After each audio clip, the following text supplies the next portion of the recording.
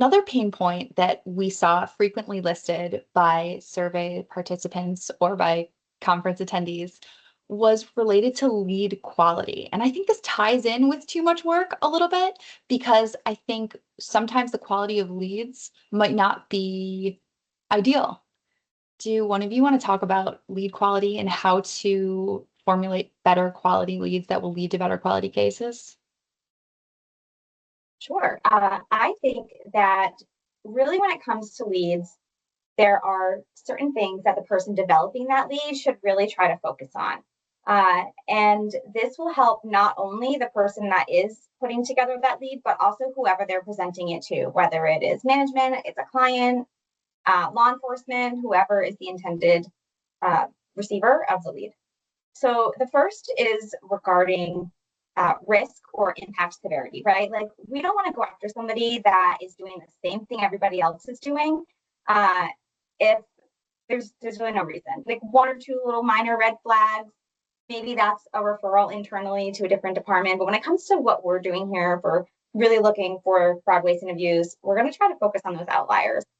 Who's doing something that's egregious and what impact does it have either on the plan, the payer, the members? Is there a potential concern for member safety? If so, obviously that's going to become a bit of a priority. But just making sure that it's worth it in the terms of risk. Also, there really should be some sufficient potential return on investment or positive outcomes from whatever it is that you're putting together. And what I mean by that is nobody likes to sink a ton of time into investigation and then have it go nowhere, right? I think we've all been there. That's not fun because you just put a ton of time in that rabbit hole, doing all the things, and then it just goes away and you have literally nothing to show for it. That being said, positive outcomes are not always and should not always be tied to overpayments. I know a lot of us both as individuals and organizations, sometimes focus a lot on the financials. That's sometimes the goal, like to have a certain amount of money come in. But there are other positive outcomes that can come from the cases that we're doing. Maybe we're identifying a program deficiency and we can implement some edits. Maybe we realize, hey, we are bleeding in this area and we don't have a policy that we can use to stop the bleed. Let's go ahead and implement a policy. Those are still positive outcomes that may not necessarily at this moment, at least, be tied to financial when it comes to an overpayment identified, but really making sure that it has the potential to do that. And that kind of really plays into my third, where it should be actionable. If you are looking at this lead and you realize you have nothing to stand on here, there are no policies in place, there are no anything. Really, does this need to become a full-on lead for a case, a full-fledged investigation?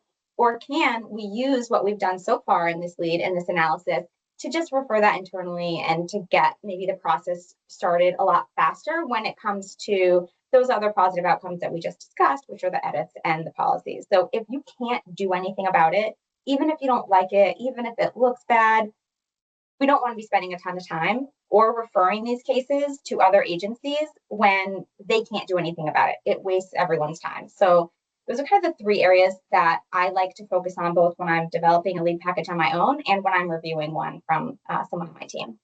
Caitlin, do you have anything else, any tips, tricks that you'd like to add for that? Sure. So yeah, I think Mary brought up a lot of good points.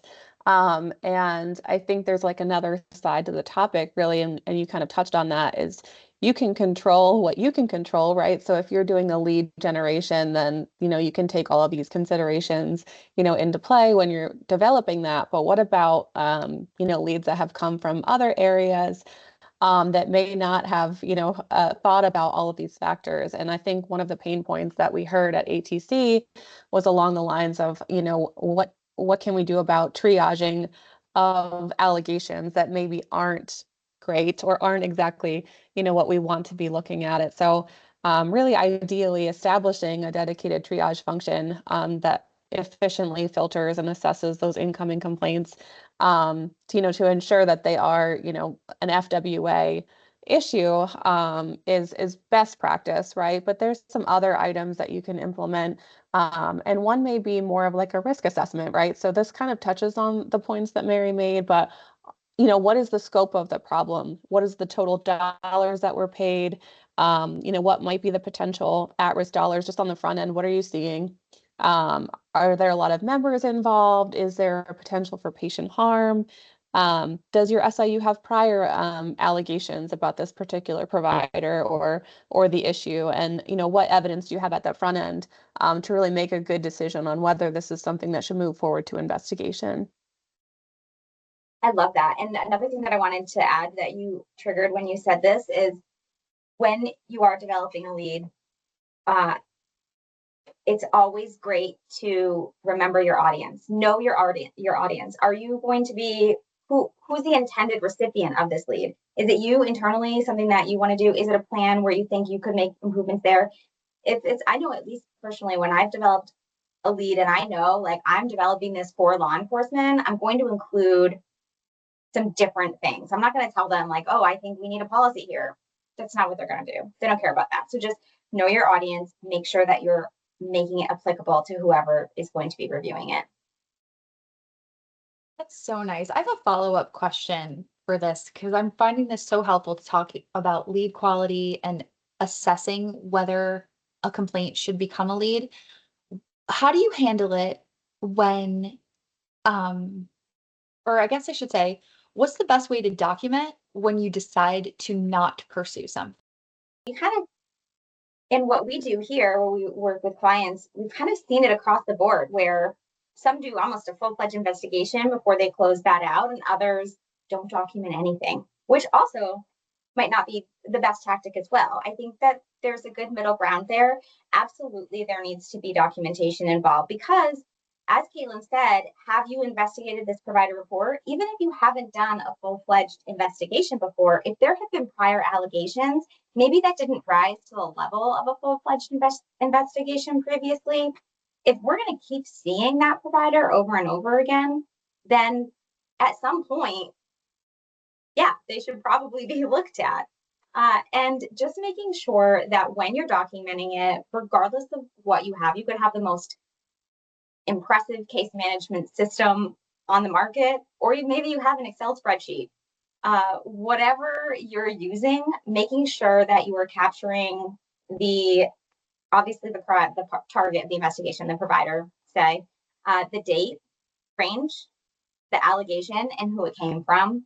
I would say those are kind of the bare minimum. And then what you did with it or why you didn't pursue it would be really helpful. If you can have something greater, have a place where you're storing all of the things that they found. I really, really like to make sure that I'm keeping the data that they used or that they were looking at when they identified an allegation, to keep that really untouched, clean, so that we can reference it later on as needed. But just absolutely making sure that as you're continuing to get allegations through the door, you're able to reference it back and say, how many times has the same person, allegation, whatever it may be, come to us? I think consistency is key too. If there is going to be like a certain lens that you're looking at these allegations through and determining, if it's a case worth pursuing or if it's something that you're just going to monitor going forward, then just ensuring that you're using that same, criteria over and over again so that there's no, disparity between one, matter being pursued versus another being closed and tracked.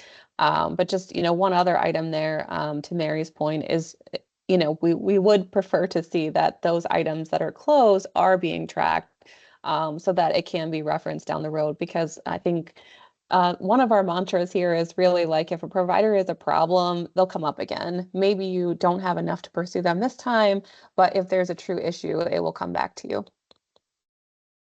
Such helpful advice. And I love it. It sounds like a plan, even if it's simple, is just best and necessary. And I think some of the more mature health plans, it's almost easier for them to not pursue leads. And some of the newer ones, I think they get caught under with pursuing every single little thing, which is not effective. And it's really not efficient when it comes to the amount of resources that they usually have. So thank you both for commenting on that. I think that was very helpful. Expanding on that a little bit, What about people who have to develop their own leads? What are some tips or tricks that they could use when they feel like they don't have enough time to dedicate to making really quality leads?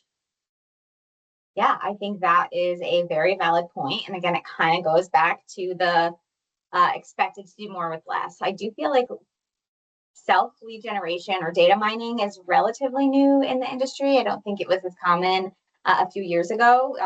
More leads were just received from external sources. But I know of people that absolutely hate data mining. I love it because I'm a huge data nerd. But I do think that there are some tips that will help you along the way. And one of those is just to use the time that you have wisely. Again, you may have an hour, like not blocked off for other things within your day. You want to use that hour as wisely as you possibly can, which means you need to go into it with a plan. If you don't have a plan, make a plan. Don't just jump in blindly and click around and see what you can find. That's not going to get you anywhere. I recommend subscribing to emails. I get emails regarding recent law enforcement cases or different press releases regarding healthcare fraud, waste and abuse, actually. So subscribing to those and then seeing if it's actionable. Where if it's a provider, maybe it's a specific home healthcare worker doing something with somebody. That's not really, you're not going to be able to find that person in your data, right? But if it seems to be an overall scheme that you could look into, you could try that. Also, if you have access to HPMS memos or CIRIS, trying to identify areas within those that you could look for it within your own data. Focus on those and try to data mine for them. Also, sometimes it's helpful to look at a specialty. So maybe you're seeing a lot of memos come forward or press releases regarding DME. Maybe it warrants like an overall DME analysis, but going into it knowing what you're going to be looking at and potentially what you're going to be looking for can really help you to use your time wisely and be able to generate those leads on a much more efficient basis. I would always recommend doing that if you can. The other thing that I think is super helpful is, say you had a case previously on a provider doing something bad. You can always go and say, like, are there other providers doing the same thing? Right? Using those resources that you have available to you or your past knowledge and experience can be really, really helpful moving forward. Those are Caitlin, sorry. No, that's okay.